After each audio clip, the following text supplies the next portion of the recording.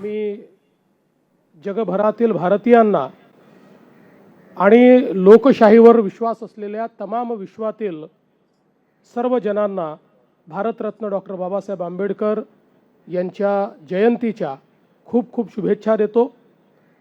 आणि आपल्या सर्वांना माहिती आहे की जगाच्या पाठीवर भारतरत्न डॉक्टर बाबासाहेब आंबेडकरांची जयंती ही केवळ भारतात नाही तर जगातल्या विविध देशांमध्ये देखील साजरी केली जाते आणि तोच उत्साह आपल्याला जगभरामध्ये पाहायला मिळतो। याचं एकमेव कारण भारतरत्न डॉक्टर बाबासाहेब आंबेडकरांनी जे कार्य या भारतामध्ये केलं, आज एक संघ भारत आपण बघतो आहे, एक युनायटेड अशा प्रकारचा भारत आपण बघतो आहे।